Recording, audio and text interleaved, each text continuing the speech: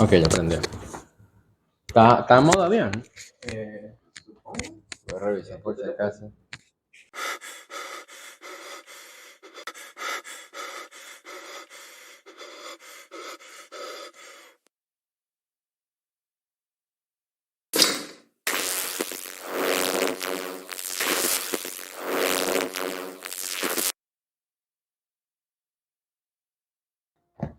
Bienvenidos una vez más a Conterror Podcast.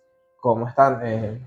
Hoy vamos a hacer un caso que, primero, si están viendo este episodio, quiere decir que por un tiempo Rogelio no va a estar con nosotros y lo que va a hacer que llevemos el podcast de en lugar de semanal a hacerlo quincenal. Lo único que va a afectar en esto va a seguir habiendo casos por un tiempo. De todas maneras avisaremos si no se pueden hacer los demás. Pero bueno, volviendo a lo que nos atañe como caso. Y que este caso probablemente se divida en dos partes por lo largo y todo lo bien documentado que está. Bien, vamos a comenzar con el caso de las niñas de Alcázar. Este caso es un caso español de la década de los 90 que tuvo mucha relevancia a nivel tanto nacional, en la propia España, como a nivel internacional, por, por ser niñas quienes fueron las desaparecidas y por toda la búsqueda y posterior investigación al hallazgo de sus cuerpos. Spoiler, las tres murieron. Y además de eso, todo el juicio que conllevó la investigación, posterior a la investigación, y todos los errores, tanto judiciales como forenses, que se cometieron durante la búsqueda, hallazgo y posterior juicio del crimen. Bien, vamos a comenzar. Ajá. Miriam García Iborra, de 14 años. María Deseada Hernández Flurch, mejor conocida como Desiree, de 14 años también. Y Antonia Gómez Rodríguez, conocida como Toñi, de 15 años, eran tres amigas del municipio valenciano de Alcázar. A las 8 de la tarde de un fatídico viernes 13 de noviembre de 1992, salieron de la casa de su amiga Esther, a quien acababan de visitar. Su intención era dirigirse a la discoteca. Voy a decirlo como pienso que es, porque muchos documentales cambian el nombre, nunca es uno en particular, pero se escribe Coolol, te lo voy a decir, Color, situada a las afueras del municipio colindante de Picasen. Para una fiesta de egresados que iba a tener ahí, que era el instituto en el que ellas estudiaban. De graduación del Sí, colegio. era para reunir fondos para el viaje de egresados que tenían Ok. al finalizar. Ajá. Situada a las afueras de Picasso, antes del cierre a las 10. Previamente, Miriam había llamado a casa para ver si su padre las podía llevar, como era habitual. Pero este había llegado del trabajo con fiebre y estaba en cama. Esther, con gripe, la cuarta amiga, decidió también quedarse en su casa. Para llegar a la discoteca entonces, desde Alcázar, había que recorrer una carretera que enlazaba los dos municipios, los cuales se encontraban separados entre sí por unos 2 kilómetros. El último tramo era oscuro y no había viviendas junto a la carretera. Era habitual encontrar en los alrededores de Cooler a jóvenes de las poblaciones cercanas haciendo autostop. En Venezuela es lo que se dice pedir la cola. Ok. Así se dice aquí, hacer autostop, pedir la cola. ¿Sabes? En esas típicas películas gringas que salen Sí, los personajes en la en carretera. inglés le dicen que es un hitchhiker Ajá, también. eso mismo. Ajá. A pesar de que los fines de semana el dueño del establecimiento fletaba un autobús y algunas furgonetas para transportar a los clientes. Aparentemente, aquella noche, las tres adolescentes decidieron desplazarse haciendo autostop, pero desaparecieron antes de llegar a su destino.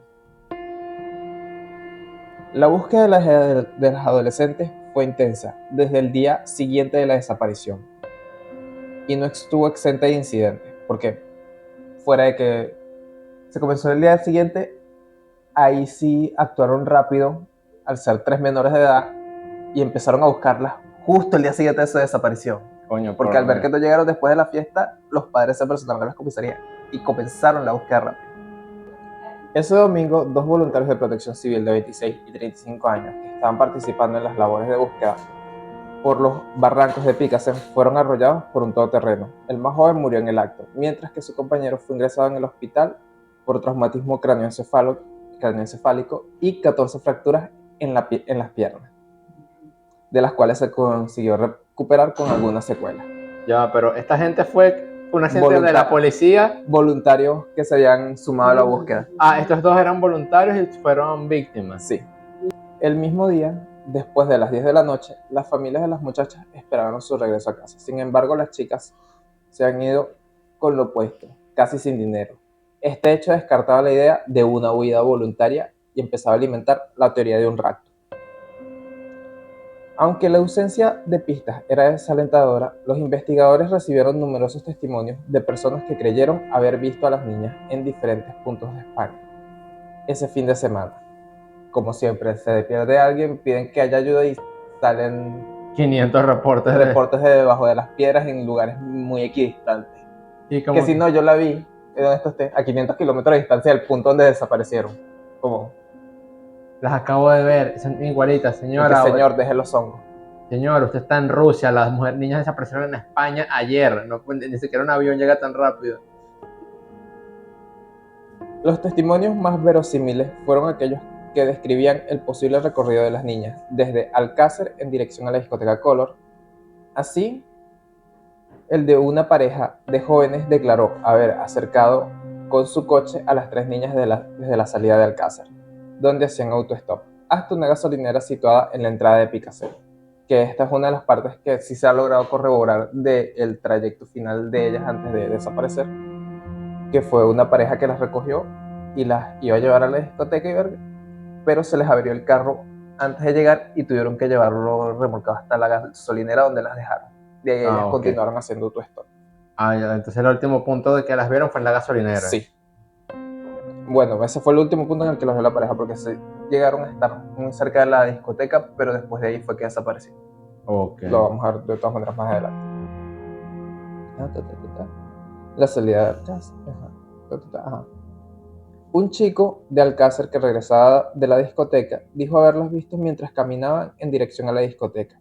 Por último, una señora de Picasen manifestó haber visto desde el balcón de su casa cómo las 3 niñas hacían autostop debajo de su casa.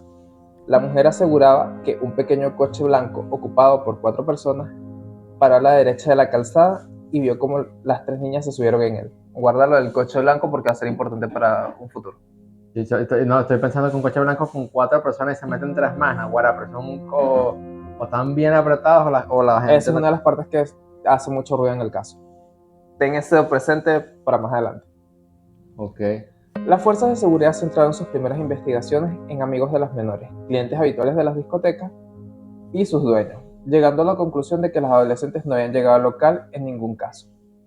También se indagó entre los reclusos de la prisión de Picasen puestos en libertad durante aquellos días.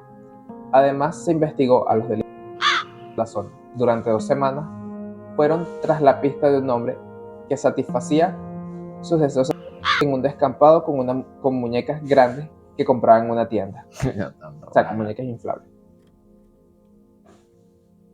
El Ayuntamiento de Alcácer editó miles de carteles con datos de las pequeñas y los medios de comunicación se volcaron de manera masiva en la búsqueda de las muchachas. Cientos de españoles aseguraron haber visto a las menores. Se llegaron a organizar dispositivos de búsqueda en Granada y en Pamplona siguiendo las pistas en colaboración de la ciudadanía. Desde el gobierno, el ministro del Interior, José Luis Corcuera, se interesó personalmente por el caso y se entrevistó con los padres de las jóvenes. Su ministerio formó un equipo especial conjunto de la Guardia Civil y la Policía Nacional para colaborar en la búsqueda. El presidente de gobierno, por aquel entonces, Felipe González, recibió en la Nochebuena de 1993 a las 3 familias y les transmitió su profunda preocupación como padre y les dio la esperanza de encontrar a sus hijas a través de los múltiples esfuerzos que se estaban haciendo. La búsqueda se amplió fuera de España y se puso al corriente a los servicios de la Interpol. Las familias de la desaparecida distribuyeron carteles en varios idiomas por algunos países del norte de África, ya que una de las pistas que la policía seguía los habría llevado a Marruecos, donde podrían haberlas llevado como esclavas. La búsqueda se amplió fuera de España y se puso al corriente a los servicios de la Interpol. Las familias de las desaparecidas distribuyeron carteles en varios idiomas por algunos países del norte de África. Una pista que seguía la policía llevaba a Marruecos, donde podrían haber sido llevadas como esclavas sexuales. También se repartieron carteles por el resto de Europa. El día 27 de enero de 1993, en el que fueron hallados los cuerpos sin vida de las 3 chicas, el padre de Miriam, Fernando García, se encontraba en Londres con periodistas de ese país para promover su búsqueda.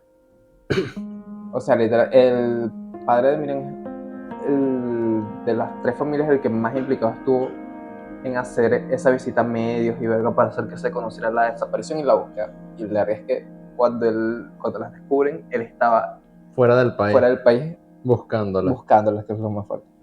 Coño.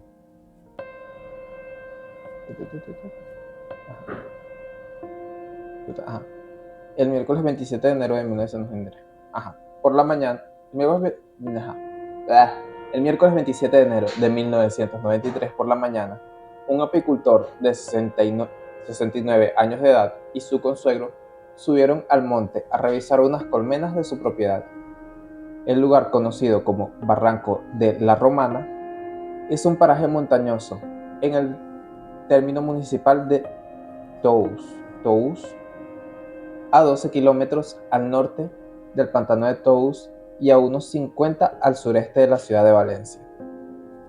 A las 10 de la mañana, en las proximidades de las colmenas, los apicultores descubrieron un brazo humano semidesenterrado que llevaba un reloj de gran tamaño en la muñeca.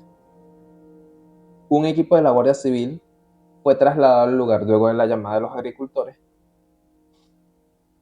El juez de Alcira, encargado del levantamiento de los cadáveres, José Miguel Bor, tardó varias horas en llegar al lugar, pues estaba levantando un cadáver en otro municipio, y cuando le alertaron de este encuentro, no lo tomó como otro caso más y dijo que podía esperar, retrasando en varias horas el levantamiento de los cadáveres.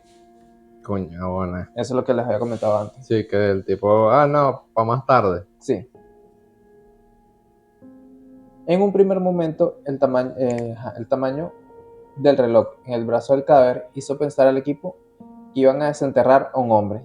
Sin embargo, al excavar descubrieron otros 2 cuerpos, los de 3 mujeres, en avanzado estado de descomposición. Los cadáveres se hallaban envueltos en una alfombra grande y nueva. Ya va, antes que siga, ¿cuánto tiempo después de esto de que desaparecieron? 75 días, cerca de 3 meses. 3 meses, miércoles.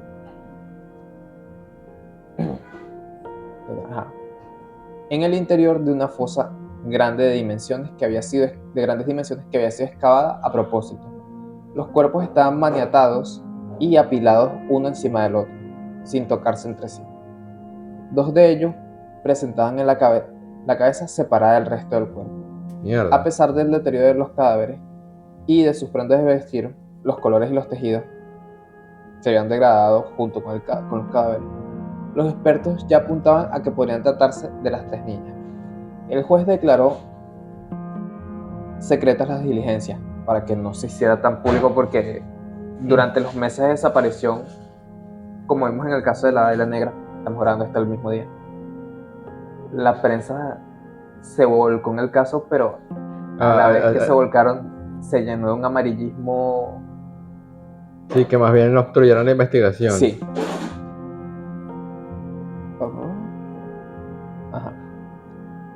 Además de los cuerpos, en los alrededores de las fosas se hallaron objetos de diversa índole, como un cartucho sin percutir, que sería importante para la investigación, y un videojuego. ¿Un cartucho es un cartucho de bala? Sí, un cartucho de bala sin dispararse.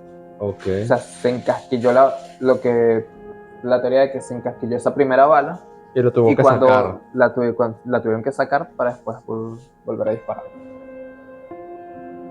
Sin embargo, la pista más relevante fueron unos trozos de papel que se encontraban junto a unos matorrales.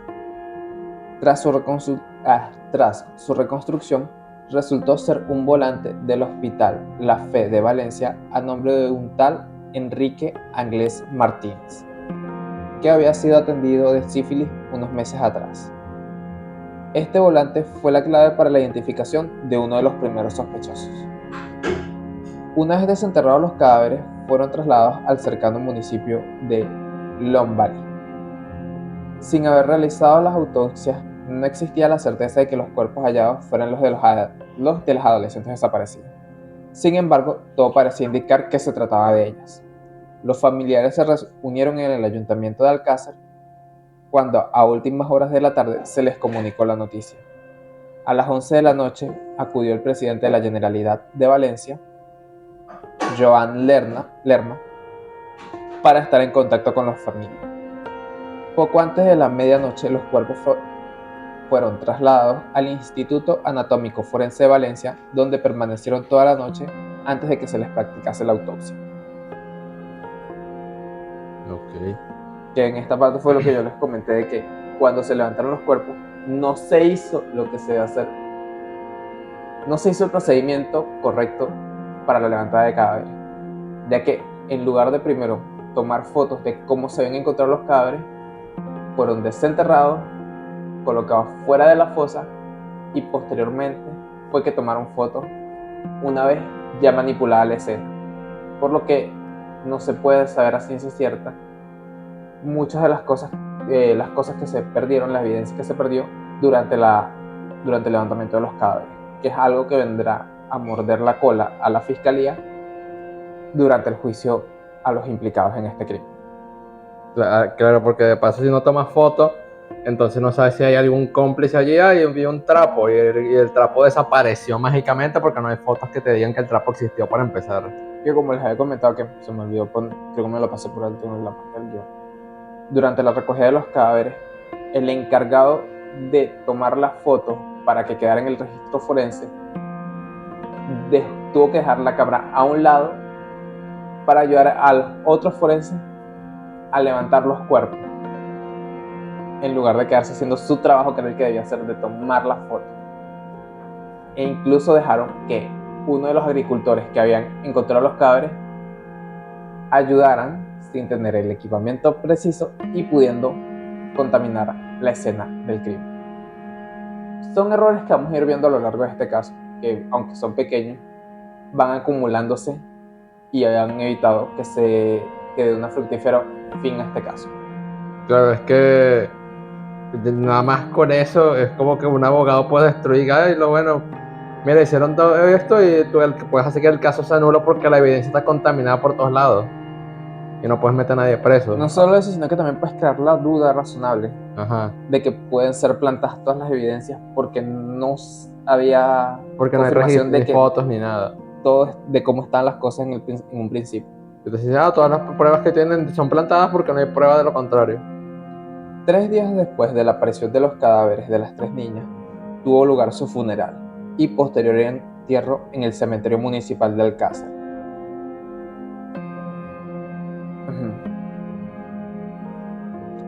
El respondo, que fue oficiado por el arzobispo de Valencia, Agustín García Gasco, en la iglesia de San Martín Obispo.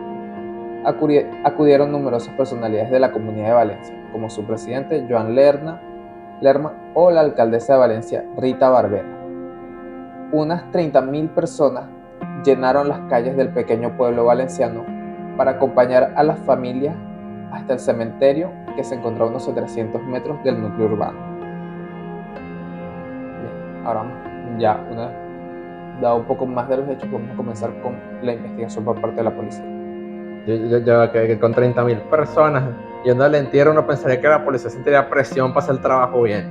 Uno pensaría que con toda España viéndolo sentirían presión para hacerlo bien, pero también esa presión influyó mucho en cómo vamos a ver el devenir del caso, porque así como se sentían presionados por hacerlo bien, también se sentían presionados por encontrar un culpable, por hallar.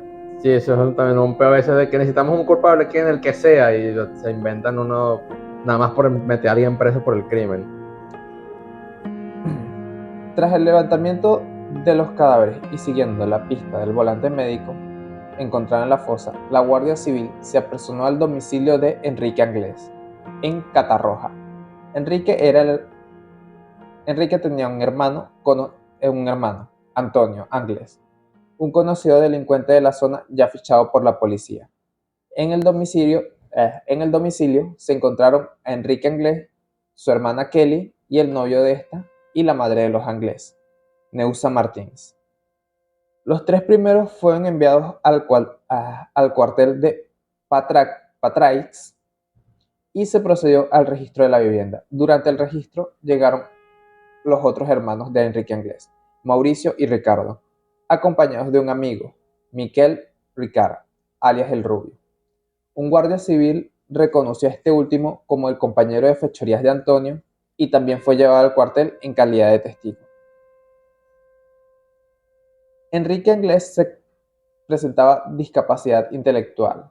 Las investigaciones concluyeron que el volante a su nombre, encontrado en la fosa por la tarde, fue realmente prescrito a su hermano Antonio, que había suplantado su identidad en el hospital. Enrique fue puesto en libertad esa noche y se inició la búsqueda de Antonio Anglés. Los cuerpos de seguridad no consiguieron hallar el paradero de Antonio Anglés. El tipo desapareció.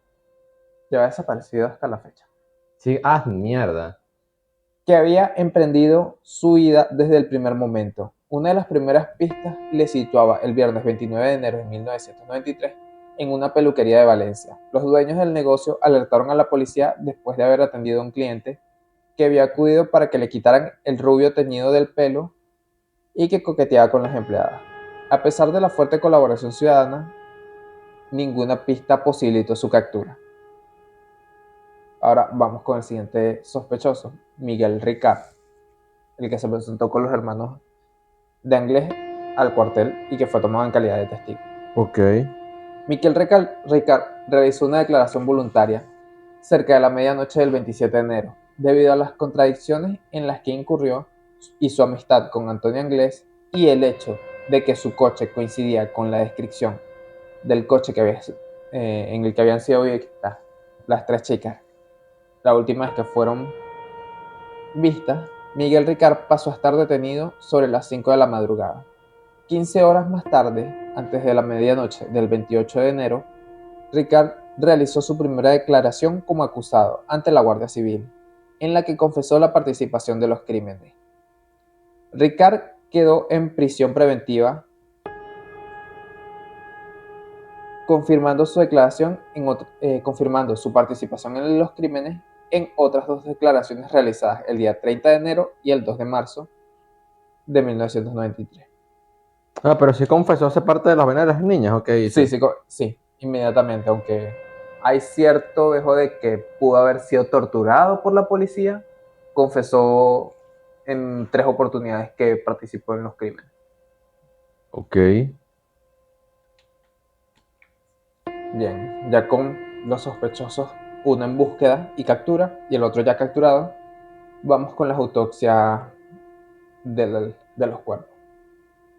Y en este caso fueron 2 autopsias. La primera autopsia se llevó a cabo unas horas después de su hallazgo. Los cuerpos de los menores llegaron a las dependencias del Instituto Anatómico Forense de Valencia, donde permanecieron toda la noche. El día siguiente, 28 de enero, un equipo formado por 6 forenses de Valencia, encabezados por el catedrático Fernando Verdú Pascual, realizó el estudio de los cuerpos. El proceso llevó 8 horas, entre las 9 de la mañana y las 5 de la tarde. El informe derivó de estas autopsias fue remitido al juzgado 3 meses después.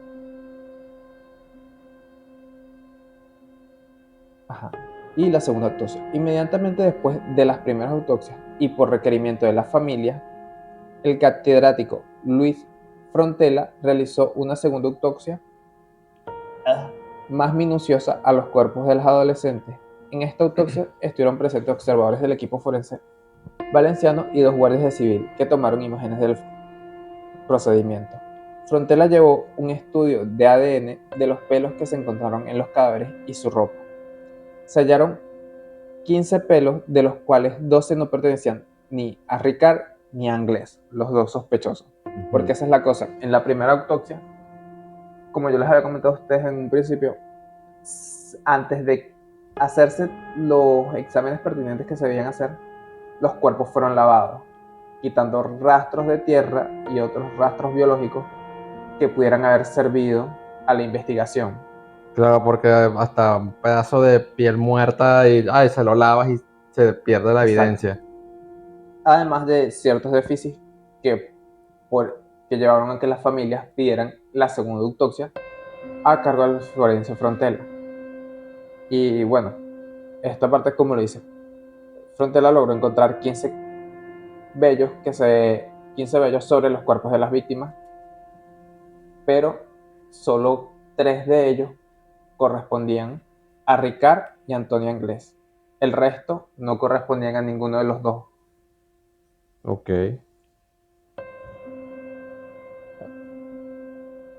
Ajá, no pertenecen ni a Ricard ni a Anglés. Entre los pelos que se encontraron, se encontró uno canoso, lo cual quería decir que podía haber alguien de mayor edad implicado también. Ok. Ajá. Los 3 restantes pelos se encontraron dañados y no se pudieron analizar. Frontela descubrió secuencias de ADN pertenecientes a entre 5 y 7 personas distintas en los pelos hallados, pero no pudo determinar el número exacto de personas que participaron en los crímenes. Frontela apuntó a la participación de al menos 2 individuos, siendo los más probables de la participación de 3 o más. Actualmente solo hay 2 sospechosos. Exacto. El estudio de las larvas halladas en los cuerpos, a las que Frontela solo tuvo acceso a partir de fotos y videos tomados durante las primeras autopsias, sugirió que el tamaño de los insectos no se correspondía con el estado de putrefacción de los cadáveres. De este hecho, Frontela dedujo que las adolescentes fueron enterradas en 2 lugares diferentes, además de la ausencia de la lividez. Digamos, primero con lo de la parte de que fueron enterradas en 2 lugares diferentes.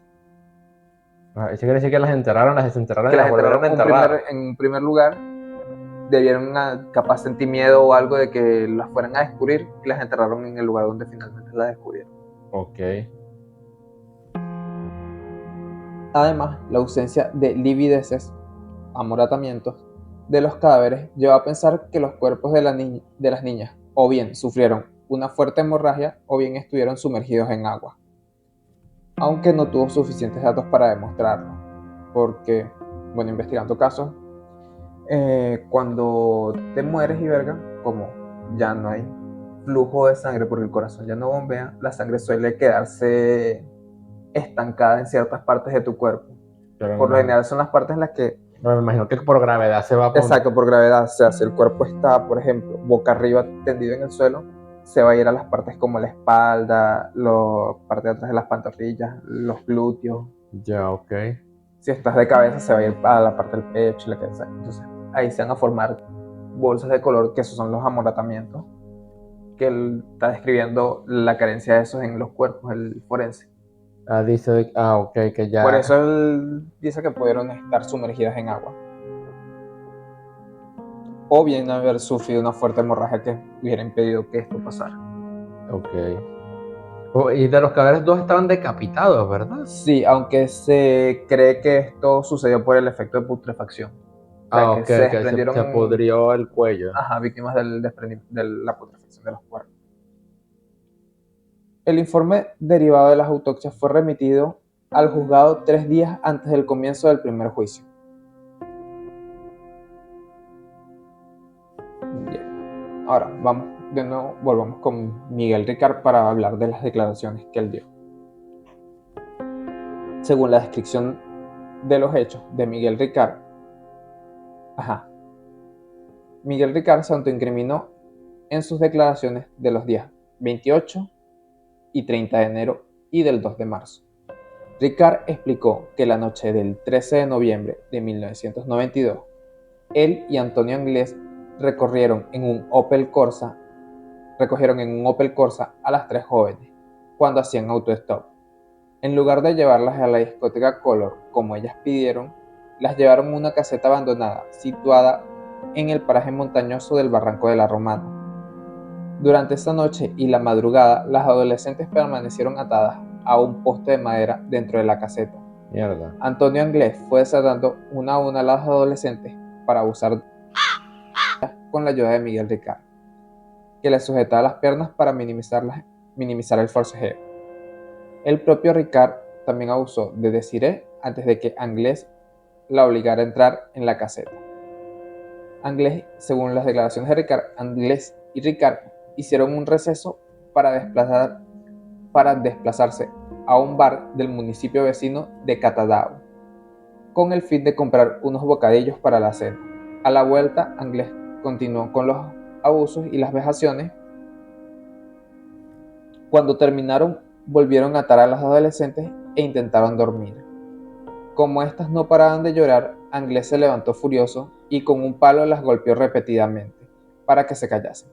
Unas horas más tarde, las obligaron a caminar a punta de pistola y a la luz de unas velas hasta una fosa que Antonio Anglés había cavado horas antes a unos 400 metros de la caseta. Allí Anglés asesinó a las adolescentes con disparos fulminantes en la cabeza. A continuación envolvieron sus cadáveres en un trozo de mosqueta y las enterraron de la alfombra. Ok. Pero esta declaración de Ricard tiene ciertas incoherencias con lo que había dicho el forense en las autopsias. Sí, que había dicho que pueden haber sido enterradas en 2 lugares diferentes. Y aquí probablemente se encontraron cosas, como te dije, el casquillo de la bala que iba a ser importante en el caso. Por eso, porque si las movieron del lugar donde las habían enterrado en primer lugar. Porque había un casquillo en el segundo. Exacto, si ya estaban muertas en el segundo lugar de entierro. Ok. Entonces eso es lo que muchas veces ciertos investigadores han acusado en este caso, y también el padre de Miriam, que es el más implicado, de que hay ciertas contradicciones en la declaración de Ricard de lo que pasó esa noche, que no contrastan o no se emparejan con lo que la evidencia de los cuerpos y de la escena del crimen muestra. De que lo pudieron estar obligando a confesar. Sí, ya eso vamos ahorita. Las acusaciones de tortura. El 29 de marzo de 1993, 2 meses después de la detención, Miguel Ricard realizó una cuarta declaración ante el juez, José Miguel Borg, en la que dio un giro radical a su relato. Negó su participación en los crímenes y aseguró que la Guardia Civil le había torturado para forzar su autoinculpación. Sin embargo, esta nueva versión se contradecía con la opinión del médico forense, que le reconoció tras su detención que no apreció ninguna marca ni lesión en Ricard hasta la celebración del juicio. Ricard realizó 2 declaraciones más, una el 3 de septiembre y otra el 30 de septiembre, una el 3 de septiembre de 1993 y otra el 30 de septiembre de 1994, en las que mantuvo haber sido torturado. Pero lo del forense me parece un poco, y analizando el caso un poquito más de manera objetiva, hay maneras de torturar gente que no dejan marcas. Sí, exacto. Y es de que, de hecho, ahora que lo pienso, no le dio marca ninguna herida física. Dijo que no lo hizo todo, lo estoy pensando. Sí, el carajo que no, esta joya no lo. El que quiere quitar la camisa y que no te hicieron nada. Y justo cuando lo dijiste pensé que, marico, no es la forma más fáciles de que suelen torturar a gente, que se hasta crimen de guerra, es que le ponen una toalla encima. Ajá, y le echan un tobo de agua y lo ahogan. O sea, si te sumergen la cara en agua, te están ahogando y no quedan marcas físicas, no porque te golpearon. marcas físicas de que te golpearon ni nada. Bien. En la declaración del 30 de septiembre de 1994, Ricard reconoció ante el juez Miguel Borg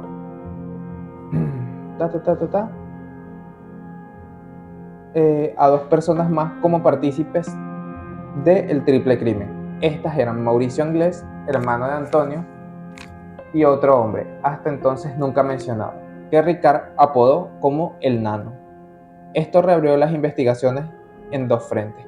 Por un lado, la Guardia Civil debía encontrar al tal Nano, y por otro lado la Fiscalía de Menores debía investigar las implicaciones de Mauricio, menor de edad en aquella época, en el triple crimen. Por su parte, los propietarios del bar Parador, situado en Catadau, afirmaron en el juicio que la noche del crimen, Ricard compró 3 bocadillos, una ensalada y bebidas, mientras una persona le esperaba en la calle junto al coche, cuya estatura no coincidía con la de Antonio Inglés, pero sí con la de su hermano Mauricio. Finalmente, la implicación de Mauricio Inglés fue descartada, tras no encontrarse restos biológicos suyos en la escena del crimen. Pero como te dije, la escena del crimen había sido pisoteada. Sí, o sea, está en el crimen y que esto es como que no hay argumento porque quiere ser Así que todavía cae la posibilidad de que pudiera haber participado.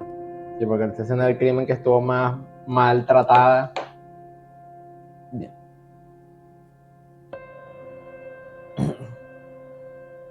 Retomando. Volviendo con Antonio Inglés. En marzo de 1993, un colaborador de la Policía Antidrogas de Portugal aseguraba haber convivido con Antonio Inglés durante 2 semanas en la localidad costera de Caparrica.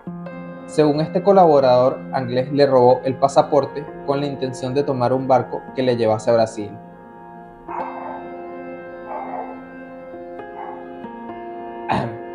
El 15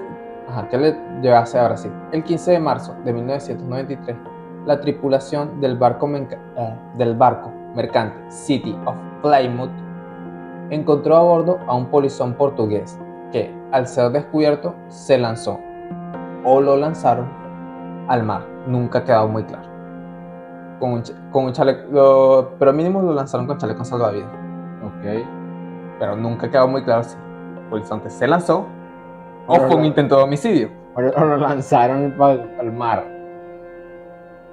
Este chaleco fue encontrado más adelante en la bocana del puerto, sin rastro del polizón. Coño, se lo tragó al mar. Aunque su búsqueda no cesó desde ese momento, el rastro de Antonio Inglés se perdió en el mar. Un solvente empresario de Valencia, cuya identidad no trascendió para evitar consideraciones publicitarias, ofreció a finales de abril de 1993 5 millones de pesetas a las personas que facilitase una pista fiable para dar con la localización del fugitivo.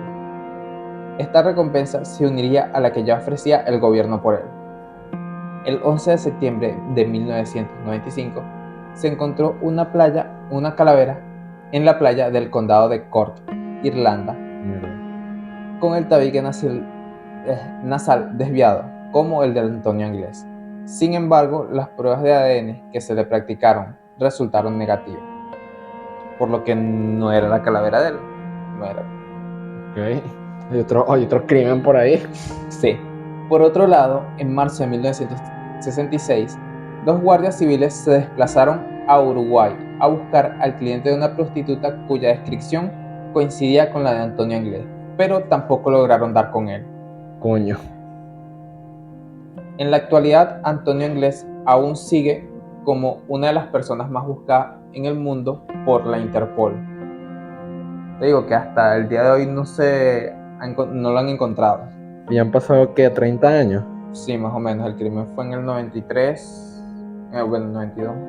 Sí, está aquí, está exactamente 31 años. 31 años.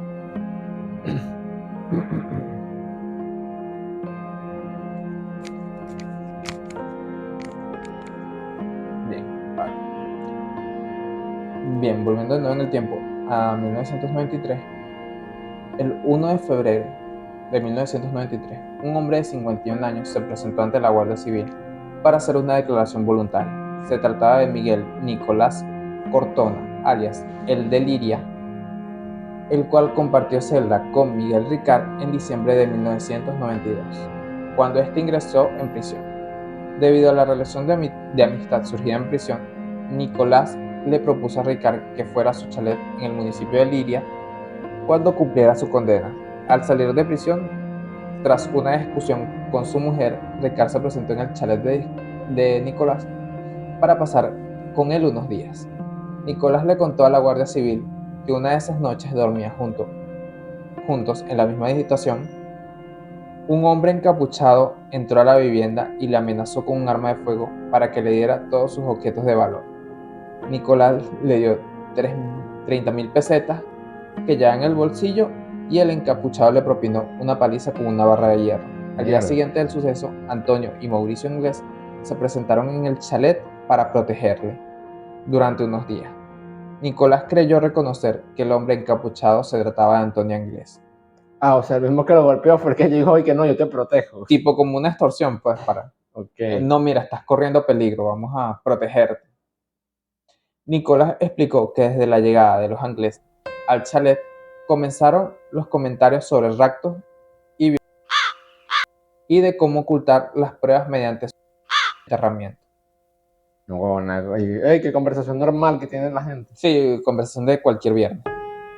Miguel Nicolás declaró como imputado durante la instrucción del sumario después de que apareciera el pelocano en la autopsia de los cuerpos. Cuando se comprobó que su ADN no coincidía con el del pelo hallado, se desestimó su participación en los crímenes. A raíz de este hecho, los medios de comunicación empezaron a denominar a Nicolás como el hombre de pelo cano, a pesar de que no tenía el pelo cano. Ya va, pero O sea, te estoy diciendo que la prensa se volcó muy amarillistamente en este caso. no, pero también empezó como que la policía cuando fueron, ajá, y vamos a comprar la ADN con el pelo cano, pero hombre, tú no tienes pelo cano, ¿qué coño Y aún pasa? así lo compararon, no coincidió. Pero la prensa, chinga, pelo cano. Ok, pelo cano, ¿cómo fue que pasaron las cosas? Y que, pero si no tengo, no coincidió, de que... Ajá. Miguel Nicolás llegó a asegurar ante los medios que la alfombra o mosqueta que envolvió los carros de las niñas era de su propiedad. Sin embargo, durante el interrogatorio del juicio negó haberla visto y dijo que lo único que echó en falta después de que los Anglés y Ricard se marchasen de su chalet fue una alfombra blanca y un pico. Ya va, pero primero, este es el mismo que se confesó, después dijo que la alfombra era de él y después en juicio dijo que no era de él y que se habían robado. Sí. Así que, maldita sea con demasiadas incongruencias en esta maldita mierda. Demasiada. Es por eso que les digo que a mí este caso me rechazaba demasiado, era por todas las incongruencias que hay en el caso. Porque al final nunca se va a saber de verdad completamente qué fue lo que pasó. No, y qué pasó con la policía, con el trabajo de mierda que hicieron, no ayuda. Exacto. A finales de junio de 1995, el Instituto Nacional de Toxicología remitió al juez un informe de los cabellos, semen y manchas de sangre hallados en la caseta de Barranco de la Romana, lugar en el que, según las declaraciones de Miguel Ricard, las 3 adolescentes fueron abusadas y torturadas. De acuerdo con el informe, los cabellos correspondían a Mauricio Inglés, los restos de sangre a Roberto Inglés Ya. y el semen a uno de los hermanos Inglés, que no era ni Mauricio ni Roberto. Por eliminación era de Antonio. Por lo ¿Cuántos tanto, hermanos ingleses hay? eran 4, creo. Por lo tanto, el informe demostraba que los Inglés conocían la caseta y que habían estado en ella, algo que ellos nunca habían negado, pero no permitía deducir que hubieran participado en el crimen, porque no se podía mostrar que estuvieran allí aquel día. Ningún rastro biológico recogido en la caseta pertenecía a las niñas. Sí, eso era lo otro que te iba a preguntar, y como que, ajá, mejor no es comprar primero si hay algo de las ADN de las niñas en la cabaña. Pero es por lo que te digo que aquí hay muchas coincidencias. Porque, Esa fue la caseta que el tipo que confesó al principio, dijo que ahí es donde las fue donde los golpeado. habían torturado y es el que tienen detenido, que es el que dijo que los acusó también de haberlo torturado y esa verga.